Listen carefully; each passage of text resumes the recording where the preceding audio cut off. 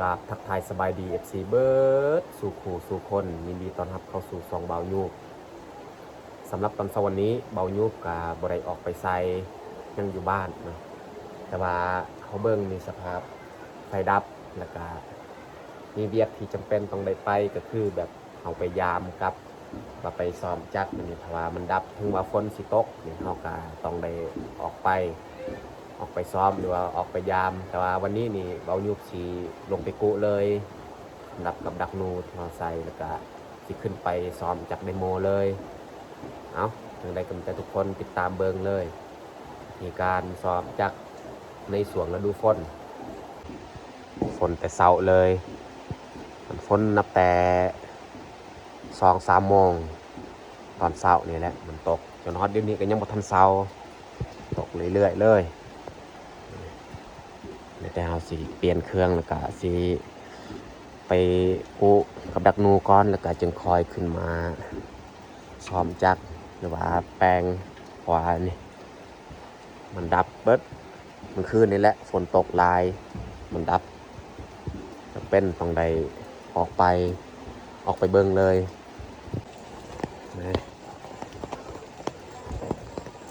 ฝนตกนี่บ่ยอมเศร้าจักเทื่อตกคู่มือเลย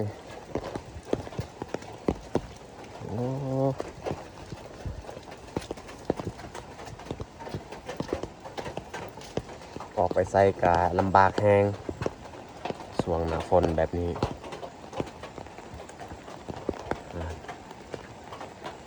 นัดไปให้นี่ก็ยังไปบ่ได้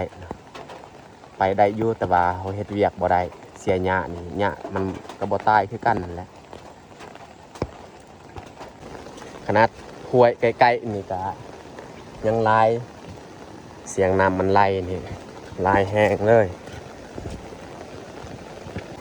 ถ้าว่าช่วงหน้าแล้งนี่ห้วยตัวนี้นี่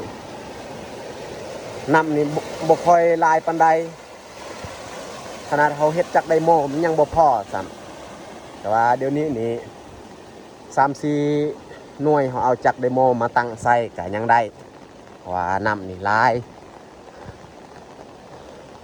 เนื่องจากว่าฝนตกนี่แหละ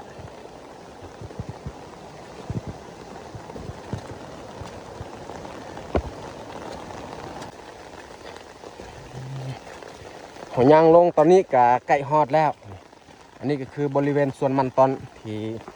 เขาใส่กับดักทำอิฐเลยเขามาวันนี้นี่เขาจะมากู้เลยแล้วก็สิมือซ้อมจากไดโมช่วงหน้าฝนเดี๋ยวนี้นี่จากไดโมนี่ก็ดับตลอดเพราะว่าฝนตกนี่แหละบ่แม่นอื่นเขาเริ่มเบิ่งเลยลังทำอิฐสิมานหรือบอถึงสิมานหรือบอมานเขาก็กู้เลยเพราะว่ามือนี้ก็เป็นมือที่เขาจะมากู้กับดัก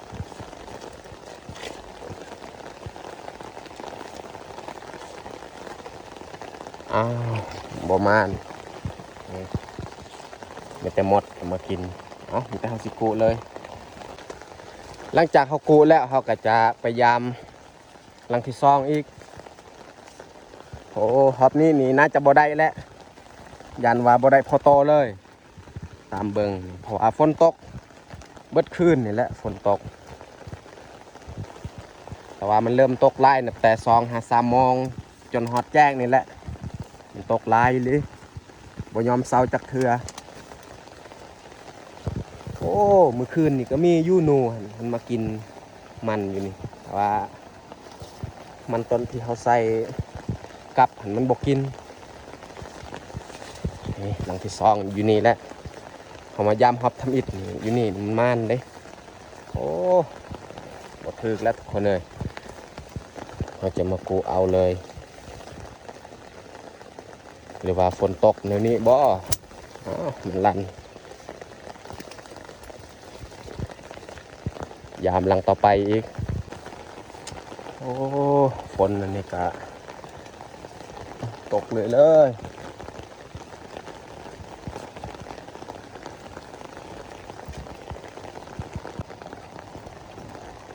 โอ้ว้าเห็ดปวก นี่โอ้หากระโปรงใหม่ๆทุกคนเลยนี่โอ้เพราะว่ามันออกลายดอกนี่ใครแน่อยู่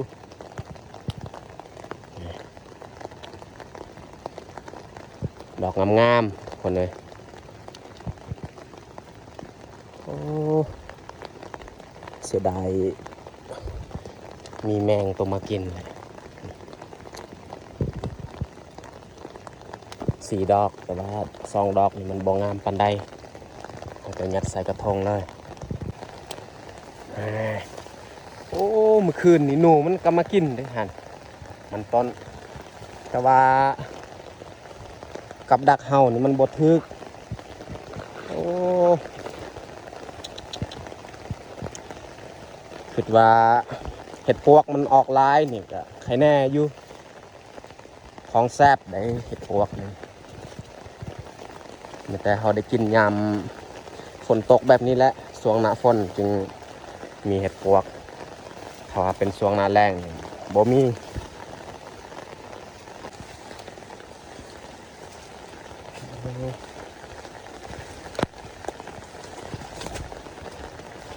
หลังอยู่นี่นี่ตอนทำอิฐและมันถึกหนูพุกตัวใหญ่คือกันถืออยู่นี่แต่ว่าฮอบนี่มันบ่ถึกแล้วยังคือเก่าสิปูเลยโอ้แห้งอะไรยามเลยหลักต่อไปตอนนี้เขายามฟังเบื้องนี้ก็สำเร็จเรียบร้อยแต่ว่าบ่ได้ยังน้ำนี่ลายโอ้แบบนี้แหละสมพอจักหันจึงดับง่ายน้ำนี่ลาย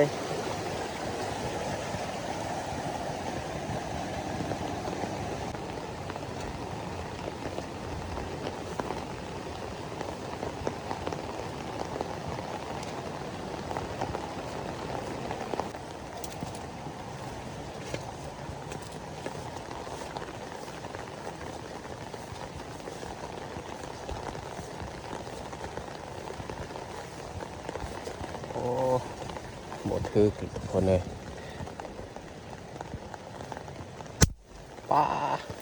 ความแห้งปัดหมดแล้วมันดัง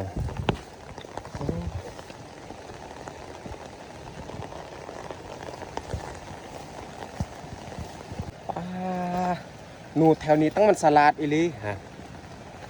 อ้อยนี่มันกินเบิดแต่ว่ากับดักเฮานี่มันบ่ถือยังคือเก่าคอยยังงงเลยความมันสลัดเลยโอ้ทุกคนเลย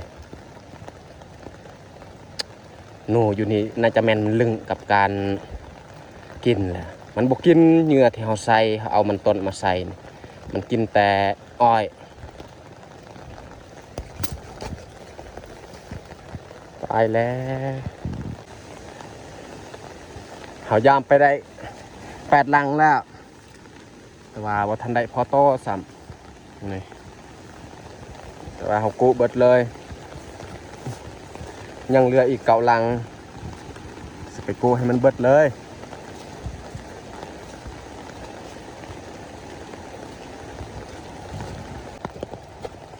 หอดหายแล้วทุกคนเลยโอ้ยะนี่คือสิดีใจแห้งเนาะ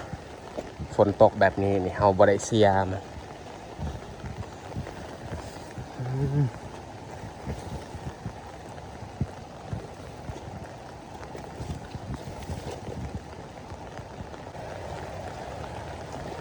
ยามกับดักมันก็บ่ถึกอีกโอ้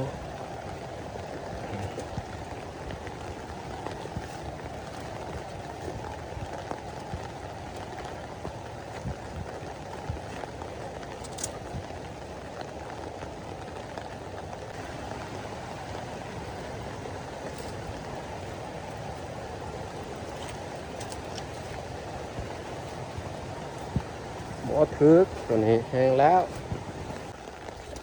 เฮากู้กับดักก็ใกล้สำเร็จแล้วเหลืออีก2 ลังแต่ว่าผลงานยังบ่ทันได้พอโตเลยนี่ อันนี้แหละแต่อยู่เทิงหลังสุดท้ายเลยเอากูเบิดเลยโอ้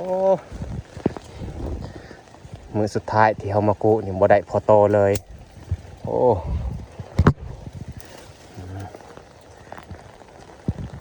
ตอนนี้นี่เขากูกับดักของเขาก็สำเร็จเรียบร้อยแต่ว่าผลงานบ่ได้ยังเลยไม่แต่เขาสีเมื่อแล้วก็สีเมื่อซ้อมจากเดโมเลยฝนอันนี้ก็บ่ยอมเศร้าจากเถื่อโอ้นี่เขาเฮ็ดห้องระบายนี่ให้แน่อยู่น้ำนี่เพราะว่ามันไล่โพดนี่มันก็ไหลออกทางนี้นี่เขาเอาใส่ได้แบบนี้มันจึงบ่ตันทอที่เขาใส่จากใดของเฮานี่เฮาตันเอากลางห้วยเลยน้ำนี่ไหล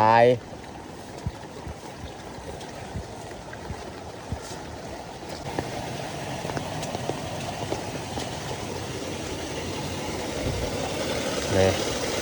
โอ้ใบพัดนี่มันขึ้นไวขนาดของเขานี่มันบ่ดับแถมใบพัดนี่มันปินไว้อีกเพราะว่าท่อนี่มันยาวของเฮานี่ท่อบ่ยาวมันสั้นความดันของน้ำนี่มันบ่แห้งปานใด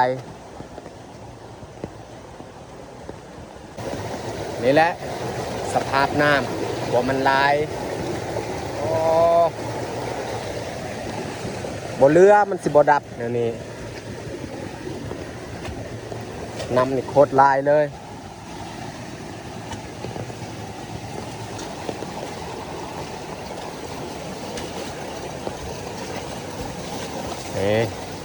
จากเดโมเขา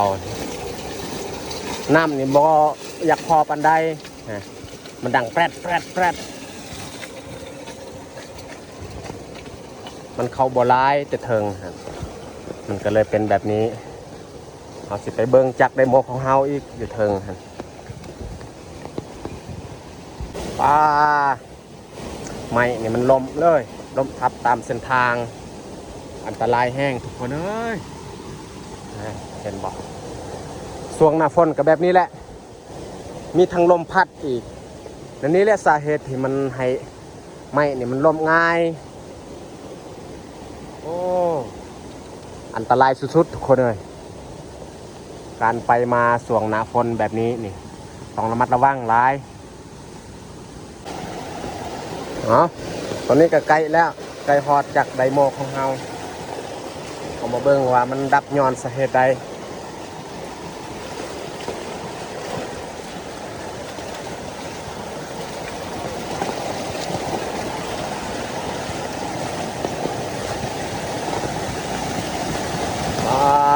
น้ำนี่โคตรลายเลยทุกคนเลย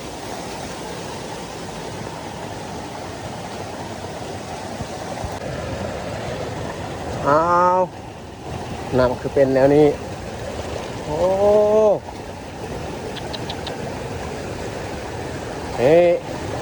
กระปุกที่เขามัดไส้นี่มันหลุดโอ้สมคอแล้วมันจึงดับนี่ตายแล้วโอ้แต่เขาสิมัดคืนแล้วบาดนี้เขาใส่เรียบร้อยนี่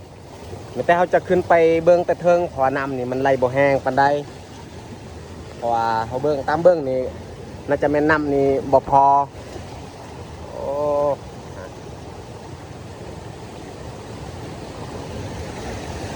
เขาจะขึ้นไปเบื้องที่เทิงเลย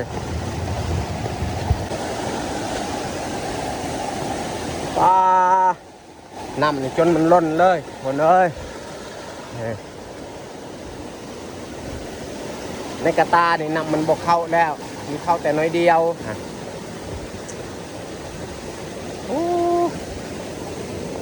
บนเรือมันสิบดับเลยนี่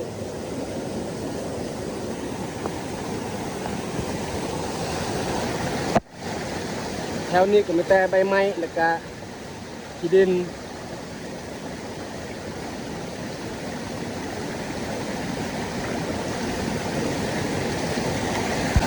เรียบร้อยมาเอาดินออกแล้วก็ใบไม้ตัวมันตันเห็นบ่อในกระตานก็เต็มแต่น้ำเลย แต่เฮาจะลงไปเบิ่งอีกอยู่ลุมว่ามันสิไล่แห้งอยู่บ่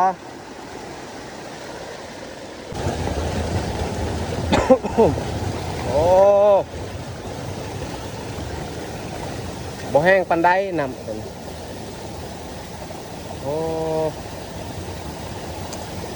แบบนี้นี่มันหุงอยู่บ้านนี่บ่แห้งไฟมัน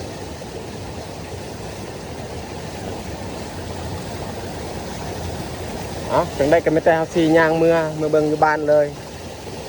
เขาแป้งเรียบร้อยเลยโอ้ยฝนเอ้ยบ่หยุดบ่เศร้าเนาะตกเลยนี่โอ้การไปมานี่ลำบากแห้งคนเอ้ย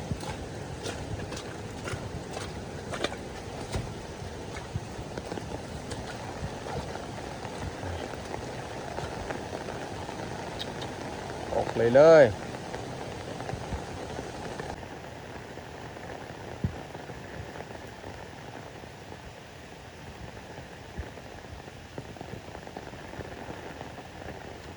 โอ้ยฝนเลย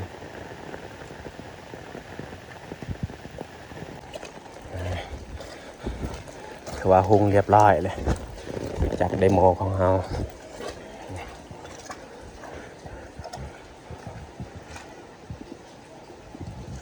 เรียบร้อยการซ้อมจากไดโมถือว่าสำเร็จเลยโอ้ฝนนี่บ่เศร้าเลยนับแต่เขาออกไปแล้วก็จนกลับนี่ก็ยังตกตลอด